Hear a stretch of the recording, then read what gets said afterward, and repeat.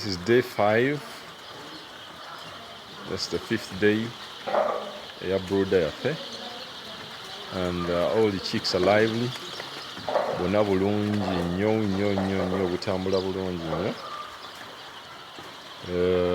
Butandise okukula ndooza mulaba oba ogoberedde vidiyo yaffe yasooka n'eno ey'okutaano butandise okufiiringa up the space.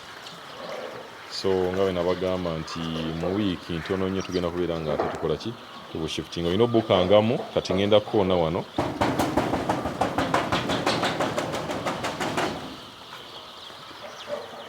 N'obeera ng'otambula namwo n'okubeera ng'obuyitamu olabe obukoko buli wiiki.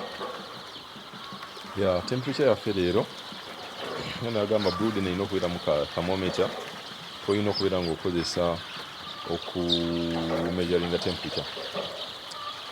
Temperature olwaleero eri wano kali ku that's around 27.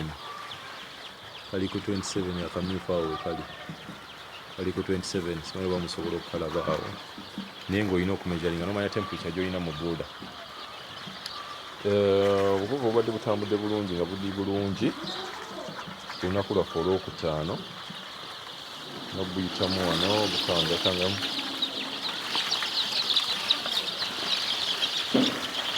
Nebeera nga ojjamu buli wiiki.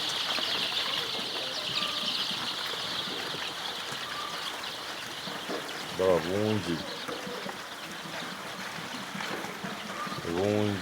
budduka bulungi, kyo kiraga nti omulimu gugenze bulungi mu maaso.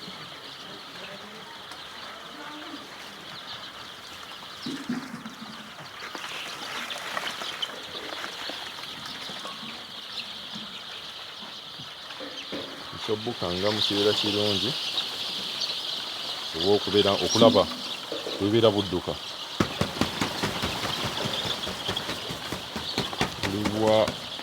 Kaliwo akabeera akanafu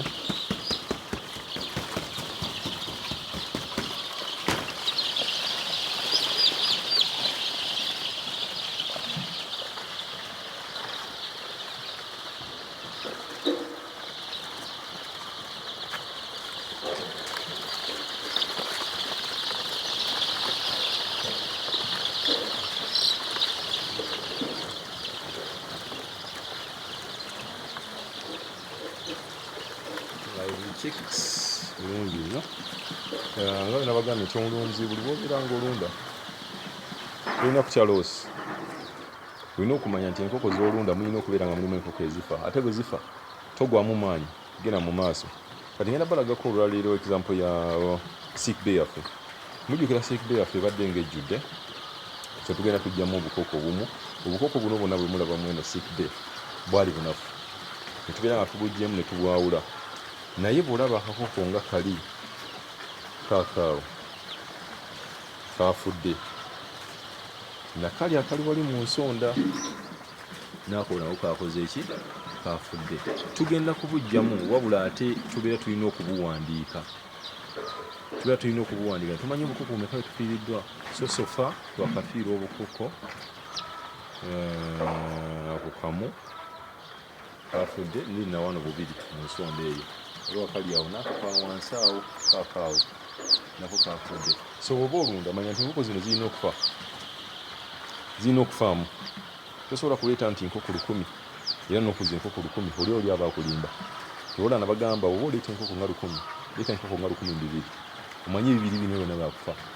Aye tekitunuulira nnyo nti ate 2 singa bifudde byali biyise mmeka ki. That's normal, that's life.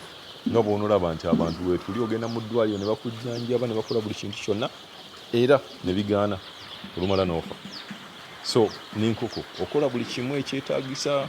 Muntu oyinza okugamba nkoze buli kintu kyonna ekyetaagisa, nkoze vaccination n'ezikola nga bwe bazeetaaga, nziwadde amazzi nga bwe kiri, naye era mubeeramu enkoko ezigenda okufa. Nga n'abantu bayinza ne bakujjanjaba ne bakukyusa omusaayi ne bakola biki, naye era bw'obeera waakufa obufa. So obukiikisi bwaffe bweyagala bulungi nnyo. That's the 5. So katulinde the 6. Ndooza mulaba n'obuwawaatiro. If you look closely, buno buwings olaba nga butandikidde ddala okuvaayo.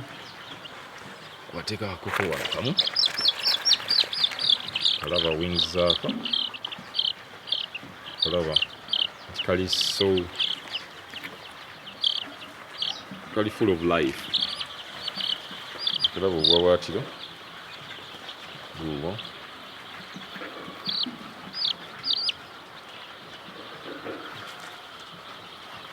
kalungi muntu bulungi nnyo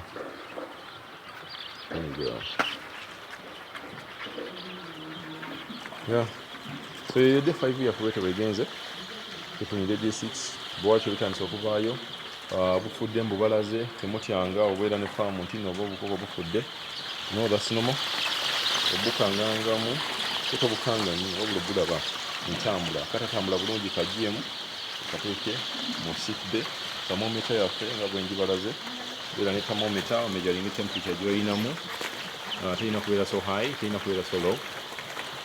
That's it, day 5 of the Buddha.